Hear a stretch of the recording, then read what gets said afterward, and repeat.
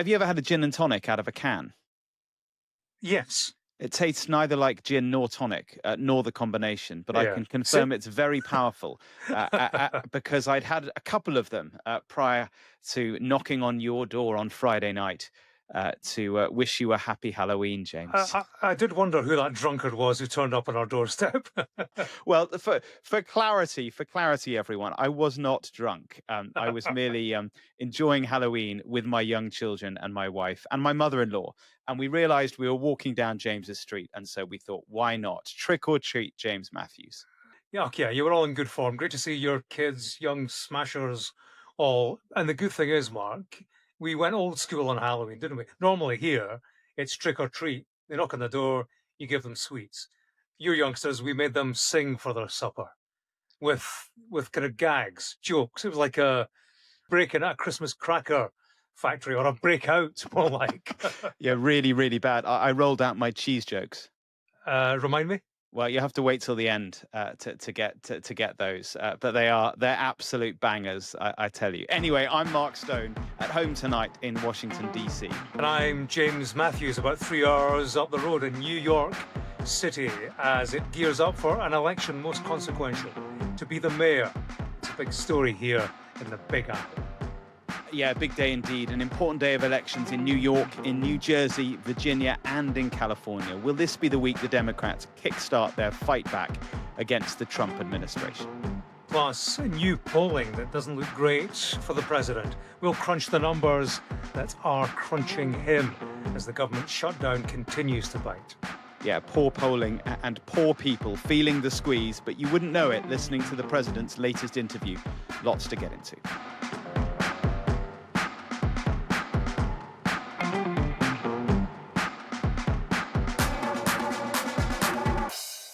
So, James, New York for you. Yeah, I'm here in Queens, Mark, one of New York's 5 boroughs, District 36, represented by one Zohran Mamdani.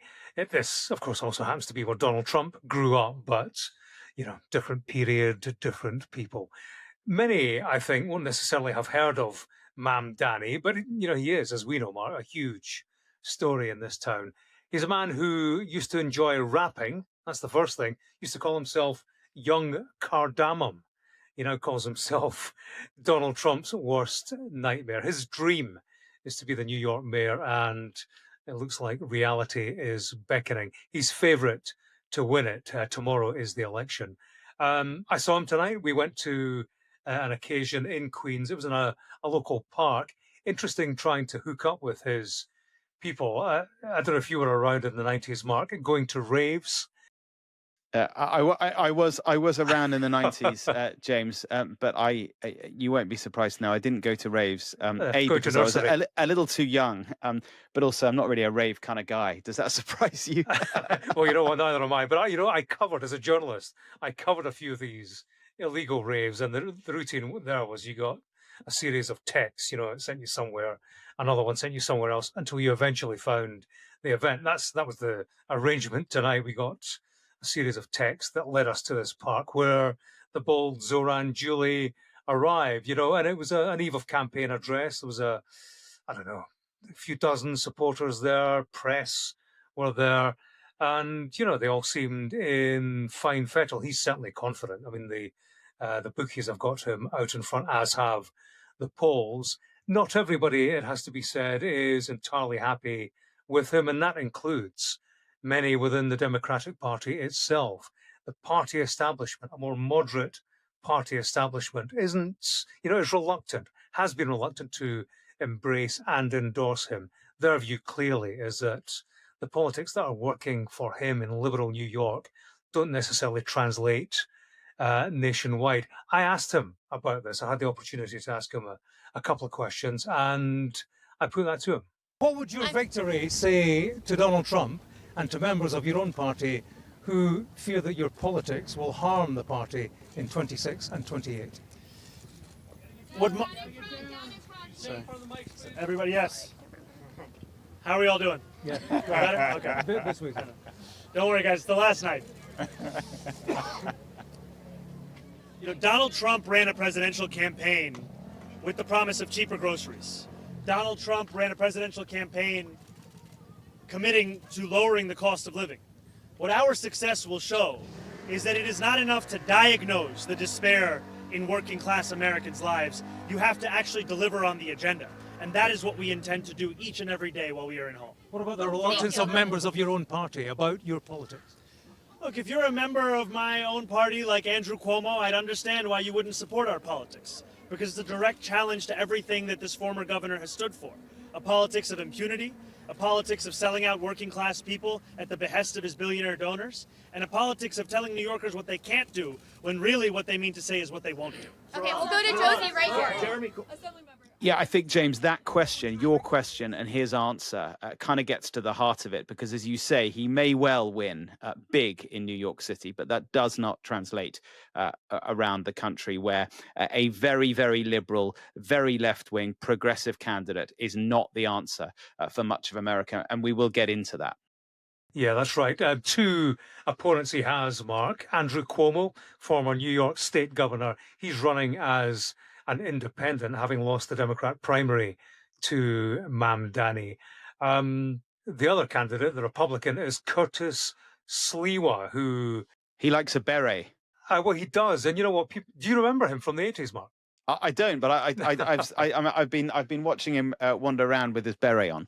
Yeah, well, he's the name that leapt out at me, I have to say, because anyone who was around in the 80s when the New York subway was at its most violent, he was the Guardian Angels. He ran the Guardian Angels, Curtis and Lisa Sliwa, I remember. This kind of rock and roll pair, keeping New Yorkers safe on the subway. And now he's reemerged as a candidate, albeit one who's nowhere near succeeding tomorrow night. In fact, it's one of the issues here.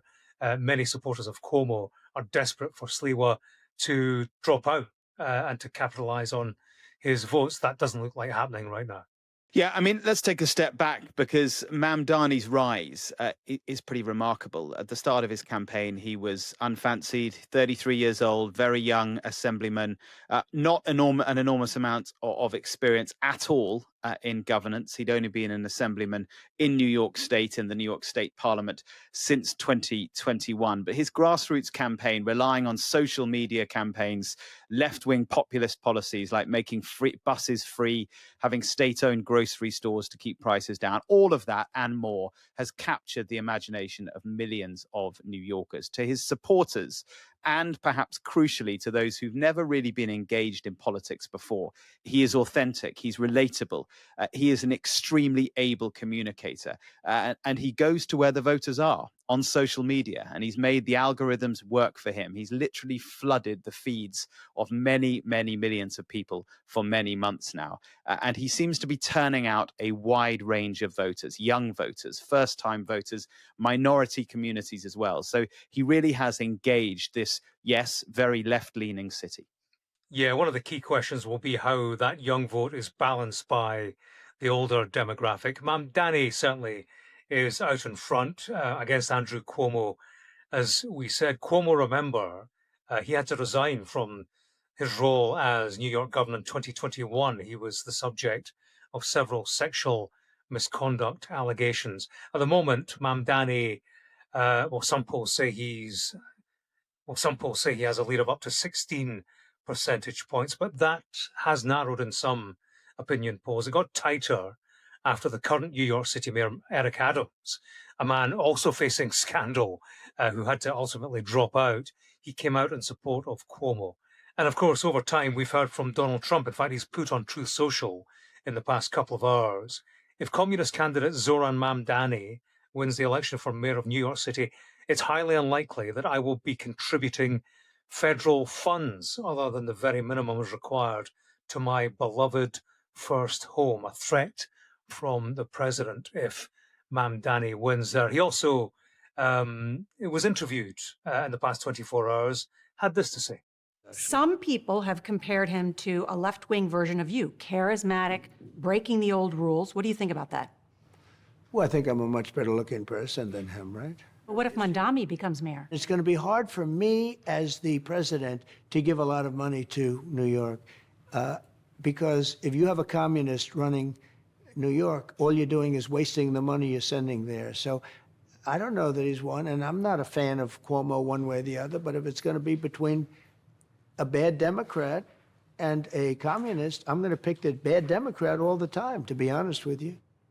Just on that, James, I mean, he has since now kind of effectively endorsed Cuomo, the other Democrat, running as an independent because he doesn't want Mamdani to win. But what I would say is that, given that we know how unpleasant Donald Trump can be about people he doesn't like, I think he's actually been quite reserved over the months about Mamdani, and I wonder why that is. I mean, there's been the cheap "he's a communist" shots, and we heard him say there he's much better looking than Mamdani, but beyond that, he hasn't really gone for the jugular. And I wonder if that's because actually he sees a Mamdani victory as helpful to him.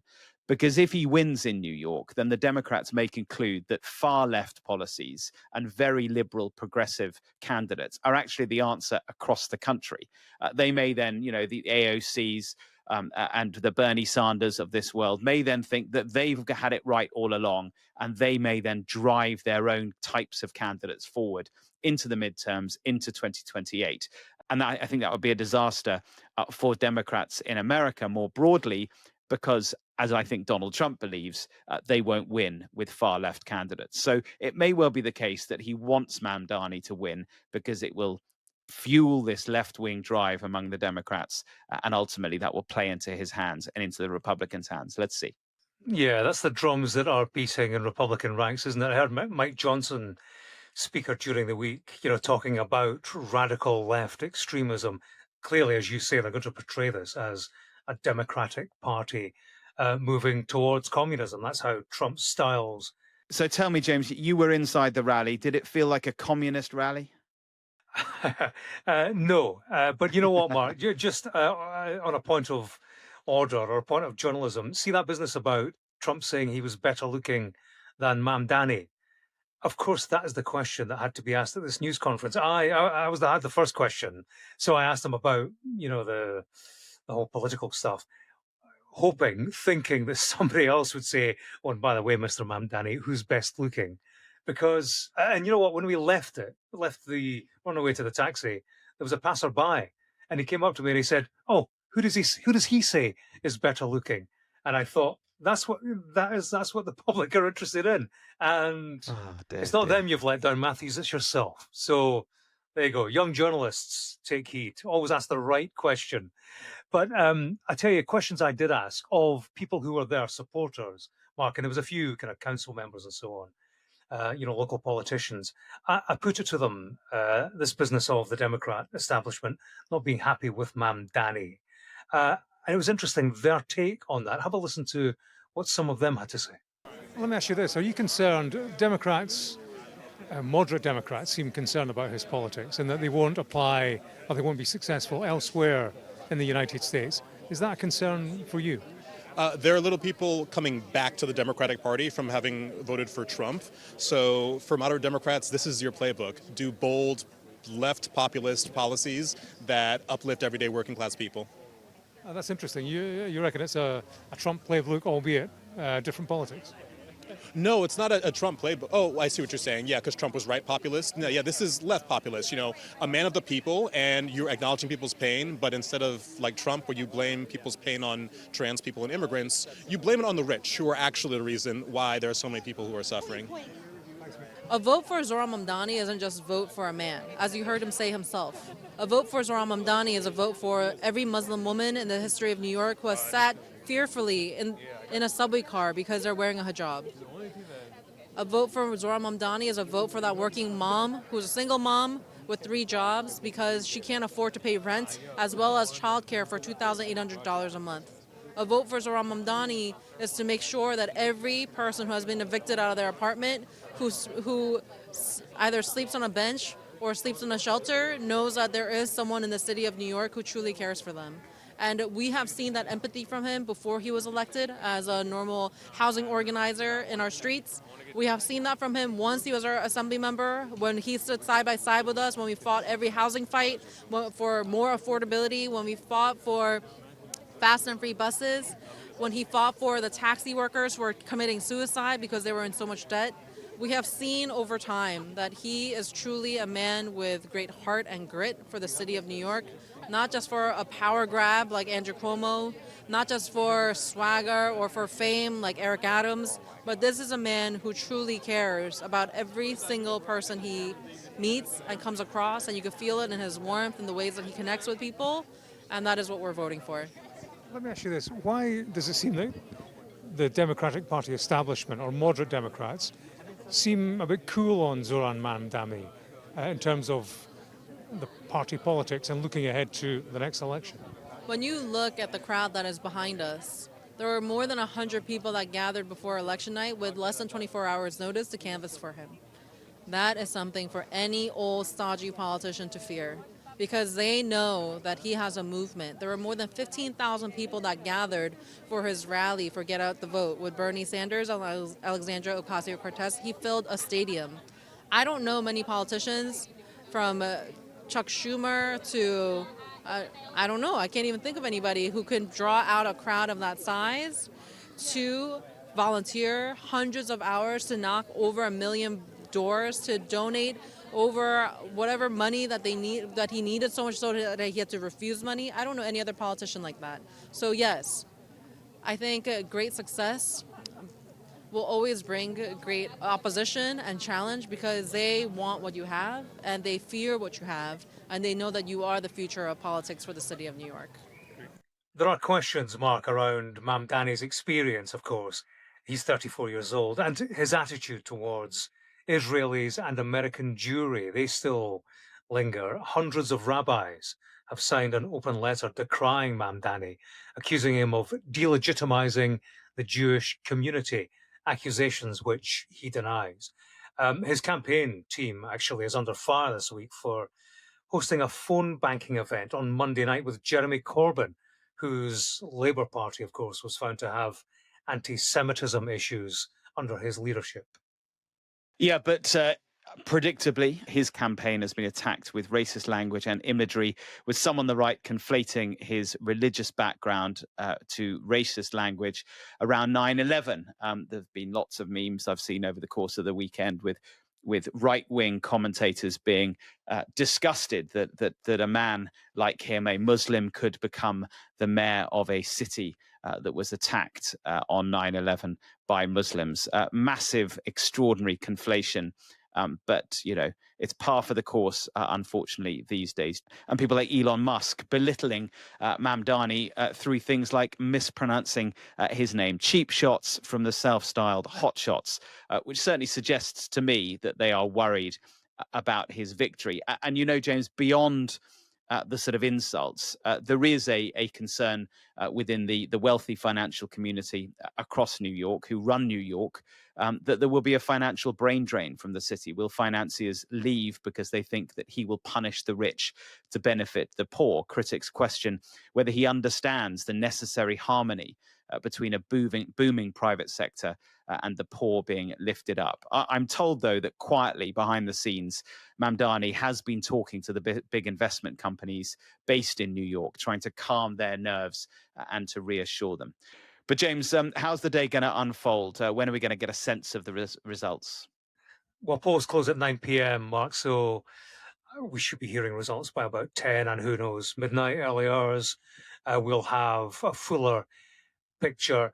It's not the only contest of the night. There are several across the United States, which are something of a referendum on Trump 2.0. You know, the first kind of major opportunity for Americans to deliver a verdict on the 9 months of his presidency.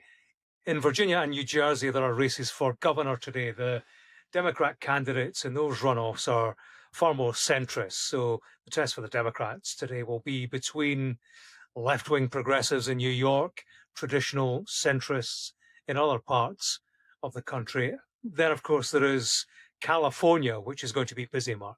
Yeah, we've spoken about the Californian race recently. You can find that in our Barack Obama and Arnold Schwarzenegger episode a couple of weeks ago. This is the Prop 50 vote, which Gavin Newsom, the governor of California, has called for to facilitate the redrawing of the congressional map before the next election, to allow Newsom to stack California's House seats in geographic favor of the Democrats. It's a reaction to the Texas Republican governor Greg Abbott's move to do the same to the Republicans' favor down in Texas.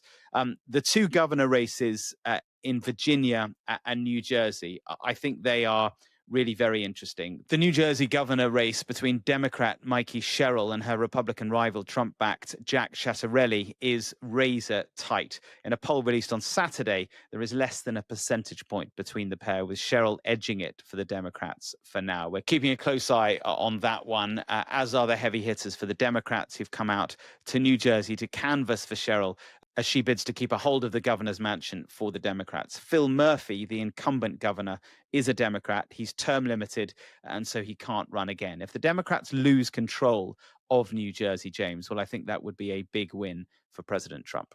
Yeah, you're right. The other main race is that governor's contest in Virginia between Democratic candidate Abigail Spanberger. She was a congresswoman for 16 years. Before that, a CIA intelligence officer. Her rival in that race is Winsome Earl Sears, Lieutenant Governor, the current number 2 in the state. If Winsome Earl Sears falls to defeat, Mark, what's the headline going to be? Win some, lose some. Yeah, you got it. Anyway, that's not my cheese. But my cheese jokes are even better, and they're coming later. So stay tuned. Yeah, could be even more cheesy. Who knows? Spanberger's lead over Earl Sears is more substantial than the Democratic Party's lead in New Jersey. In Virginia, it's closer to 10 percentage points. And that's significant because it would see the Democrats flipping a state in the governor elections.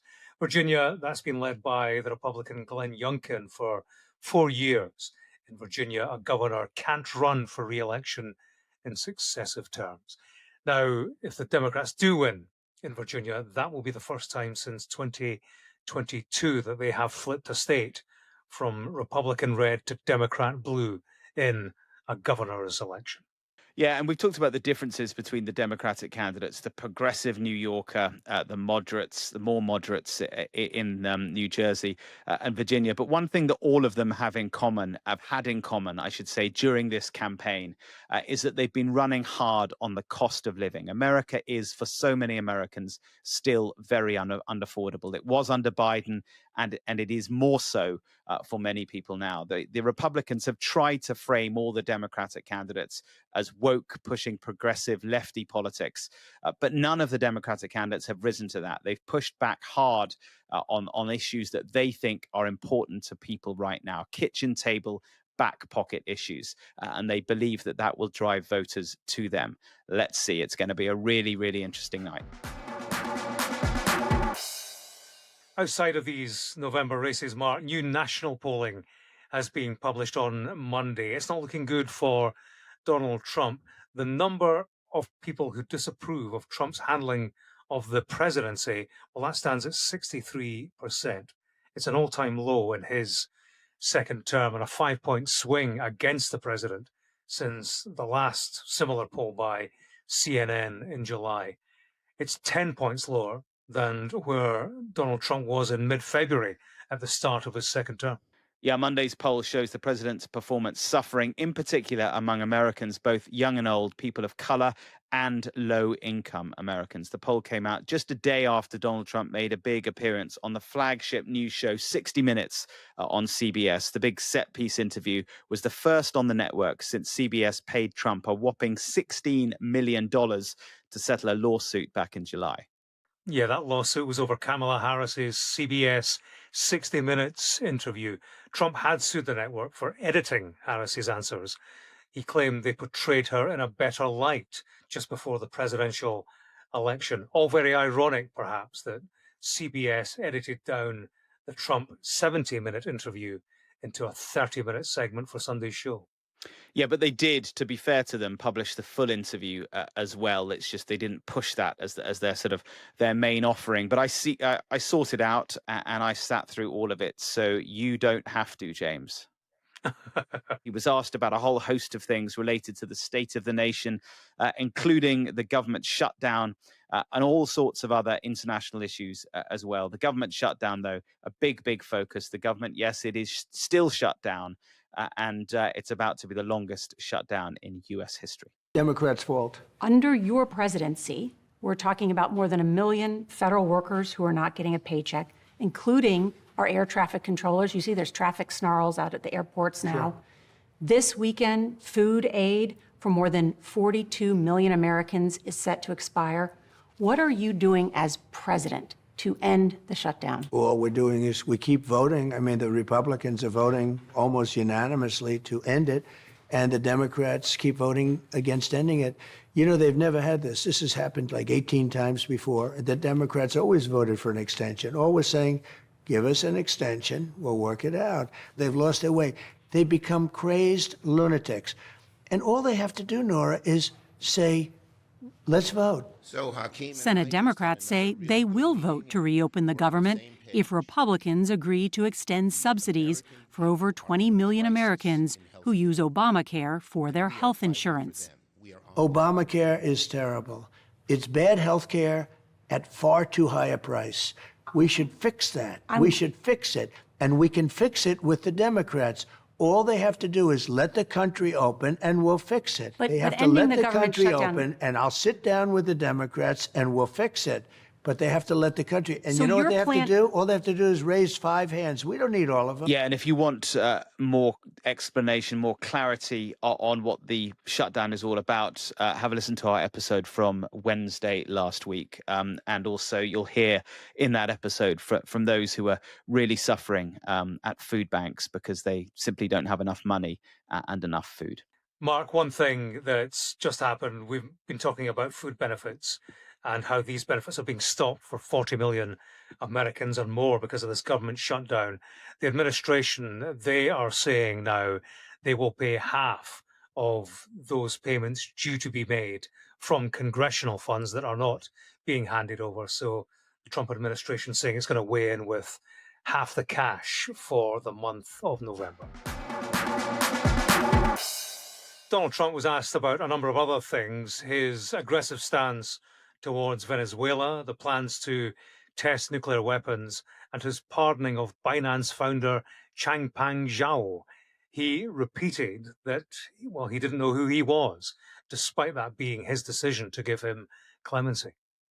I thought there was an irony to that answer because almost like a few moments earlier in the same interview, he was talking about Joe Biden and how he'd pardoned a whole load of people using an auto pen. And Trump was saying he didn't know who he was pardoning. He was just using an auto pen. And then he went on to say that he didn't know who he'd pardoned either. So deeply ironic there. Yeah, he was doing it on automatic pilot, perhaps. Yeah, exactly. Just quickly, James, a couple of other things that I thought were interesting in the interview. On the announcement last week, which kind of got sidelined among the noise of so much else going on, this announcement he made that he was going to start testing nuclear weapons. He was pushed by the interviewer on what exactly he meant by that. Did he mean testing the delivery systems of nuclear weapons, the missiles, which wouldn't be very unusual? A number of nuclear armed nations already do this. Or did he mean that he was actually going to start testing the nuclear weapons themselves? Incidentally, only North Korea has been testing nuclear weapons themselves over the past few years. Naturally, Trump was characteristically ambiguous with his answer, but he did suggest that if other countries test their nukes in secret, then America should be able to do the same. For what it's worth, fact check here, it's very hard to test a nuclear weapon without the rest of the world knowing. So although Donald Trump is claiming that Russia, China, North Korea and others are all busy testing nuclear weapons all the time, I think the truth is we know North Korea is, but the other two countries, Russia and China, I don't think they are, because if they were, we would know about it through global monitoring and seismic signals and all the rest of it. He talked too, James, about the Supreme Court's deliberation later this week on whether he as president is allowed to impose his sweeping global tariffs. That's a decision. One, yeah. It is a big one that they will discuss on Wednesday. We'll get a sense from the Supreme Court on Wednesday about which way they're going on that big question. Is Trump overreaching by imposing these global tariffs? Trump said in the interview that any attempt by the court to overrule his tariff policies would immeasurably hurt the United States. Now, James, any plans for polling day? I'll be working like a dog, Mark, from the early hours to the early hours, whatever day is after. But to matters more important, Mark, let's rewind to Halloween night. And come on, your turn. Give us your best gag from last Friday. Well, they weren't very funny. They were my cheese jokes that I roll out when the kids are around, but the kids love them. What do you call a cheese that's not your cheese? Tell me. Nacho cheese. What What did type the of big cheese would you use? The producers behind the scenes have got their heads in their hands now. Oh, yeah. These two old men rattling off dad jokes, but we're going to keep going until they cut us off. What sort of cheese would you use to hide a small horse? Tell me. You enjoyed this one the other night, mascarpone. Mascarpone. What did the Anyway. big chimney say to? What did the big? Oh, hang on. He drops his mic. Yeah, mic drop moment. What did the big chimney say to the little chimney? I've no idea. You're too young to smoke. Yes, you did. Yes, my oldest enjoyed that one. Anyway, enough. Glad somebody did. If you are still listening, well, good for you. Remarkable that you've stayed with us. Thanks for listening. As always, the email address is trump100@sky.uk. Do send us your thoughts, questions, anything else. And one of the comments on Spotify this morning was concerned that because Cheat Sheet, our new podcast from Wilf and Sophie, was in your feeds, was at the end of Trump 100. Absolutely not. We're just trying to sell the new podcast. It's very good. It's called Cheat Sheet. It accompanies our new mornings program, our new breakfast show on the TV channel. So tune into all that, but don't go away. Keep tuning into us. We will be back tomorrow for all the results, won't we, James? Yeah. Please do keep listening. Speak to you tomorrow. Bye-bye. All the best.